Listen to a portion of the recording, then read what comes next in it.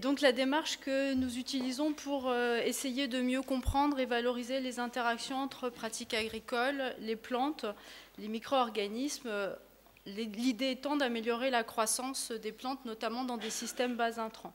Donc c'est une présentation que j'ai co-construite avec Fabrice Martin-Laurent de l'UMR Agroécologie Dijon.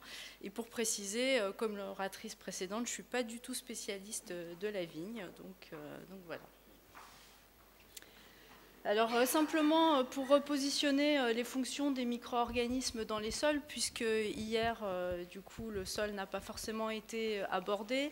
Je vous ai remis de façon schématique ce que l'on retrouve dans un sol. Donc dans un sol, on a une grande diversité de micro-organismes, on a des agents pathogènes, on a des micro-organismes, que ce soit des bactéries ou des champignons, qui ont un impact positif sur la croissance des plantes, et puis d'autres bactéries et champignons pas forcément spécialisés. Donc il y a différentes fonctions finalement de l'ensemble de ce cortège microbien. Il y a des micro-organismes qui vont permettre des fonctions de biostimulation, c'est-à-dire améliorer la croissance racinaire des plantes, améliorer l'efficience d'acquisition de ces plantes. On a des fonctions de biocontrôle permises par des processus de compétition et ou d'antibiose, ce qui va permettre d'améliorer directement la santé de la plante. Et puis une fonction dite de biofertilisation, c'est-à-dire des micro-organismes du sol, bactéries ou champignons, qui vont altérer directement de la roche-mère pour libérer certains éléments minéraux, des micro-organismes qui vont décomposer de la matière organique, et bien évidemment certains micro-organismes qui, via des associations symbiotiques ou non, vont fixer de l'azote atmosphérique et donc renforcer la teneur en azote des sols.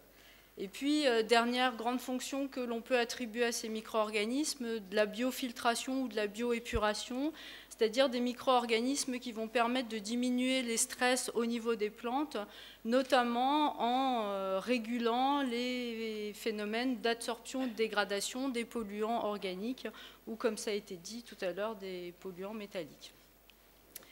Donc l'ensemble, à un certain moment de ce fonctionnement du sol, peut se répercuter en termes de promotion de croissance, c'est-à-dire des surfaces foliaires augmentées au niveau de la plante, des phénomènes de fixation de carbone plus importants, etc. Donc de la promotion de croissance, ce qui nous fait penser pour nous, microbiologistes du sol, que les micro-organismes sont quand même des acteurs essentiels de la croissance et de la santé des plantes, quel que soit le type de plante considéré.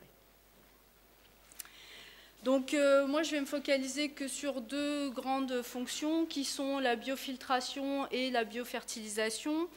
Donc je ne vais pas rentrer dans le détail de ces deux grandes fonctions dans les processus, mais simplement en fait si vous regardez biofiltration et biofertilisation, finalement on a le compartiment microbien qui est prégnant, c'est-à-dire que les micro-organismes sont les acteurs de ces deux grandes fonctions via différents processus.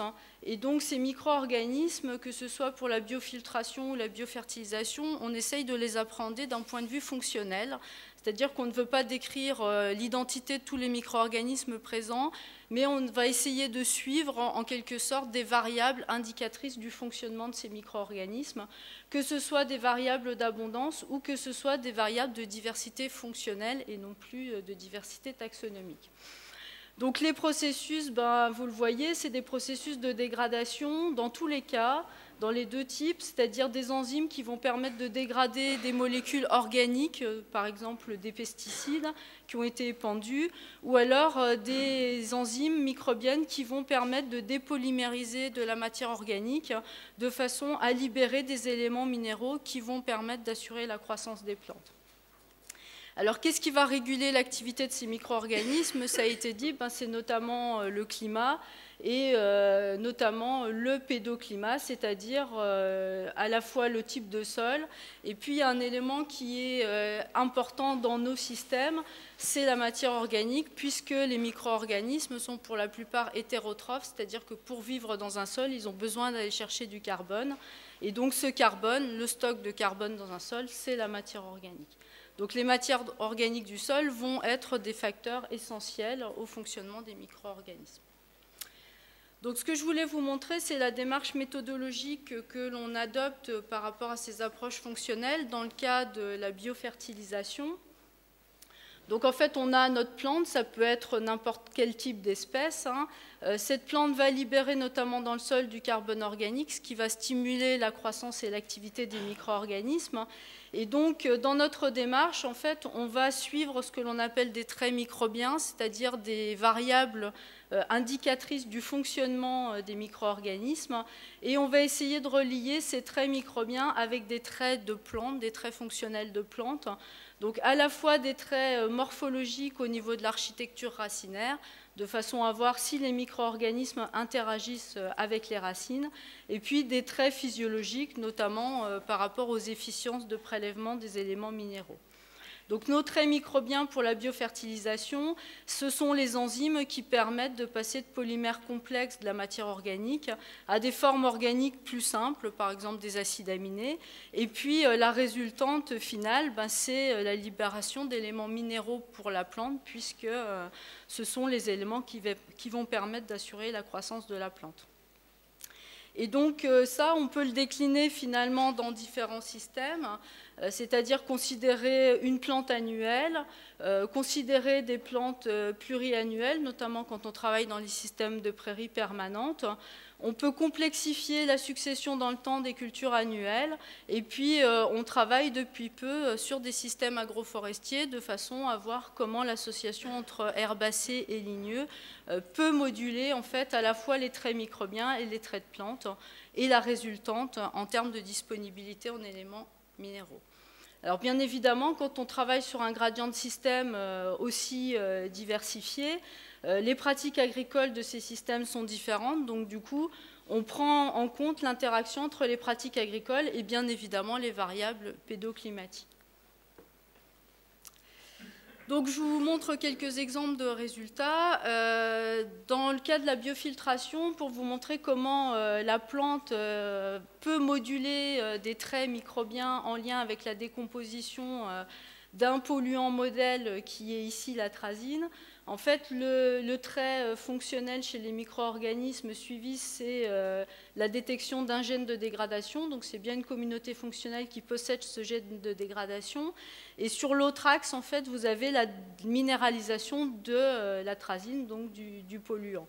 Et ce que l'on voit, c'est qu'en fait, dès l'instant où on est dans le cas rouge, en fait, on est dans un sol qui est sous couvert de maïs, et dans le cas bleu, on est dans un sol nu. Et ce que l'on voit, c'est qu'on a une réponse plus précoce des communautés fonctionnelles, et donc derrière de la dégradation, ici de la minéralisation de la molécule, quand on est en présence d'un maïs que dans un sol nu.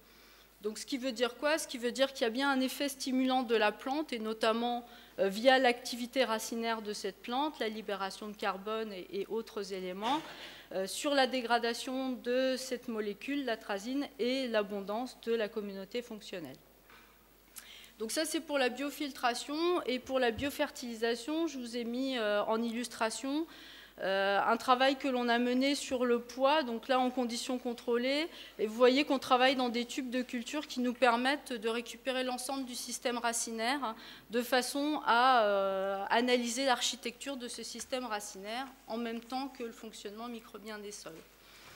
Donc sans rentrer dans le détail, en fait, ce que je voulais vous montrer, c'est que là, vous avez les stades de développement du pois et vous avez deux variables racinaires. Donc il y a une faute, il y a une coquille dans mon système de flèches. Ce qui est en trait plein, c'est des variables racinaires. Et on voit qu'au cours de la phénologie de la plante, du coup, on a des variables qui bougent, ça semble logique.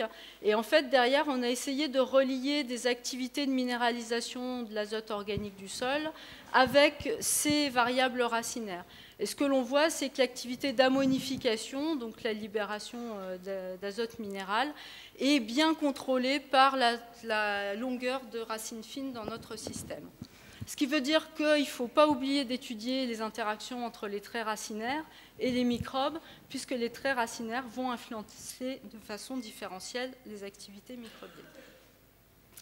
Et pour finir, je voulais vous montrer un exemple de résultat un peu plus haut quand on prend en compte les pratiques agricoles sur ces traits microbiens, et notamment dans le cas de la biofertilisation.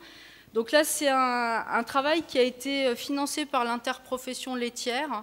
en collaboration avec le laboratoire auquel j'appartiens, où en fait on a essayé de faire un focus sur les pratiques agricoles qui pouvaient permettre d'augmenter la biofertilisation. Et on a travaillé sur 119 parcelles dans des contextes physico-chimiques différents, pédoclimatiques différents.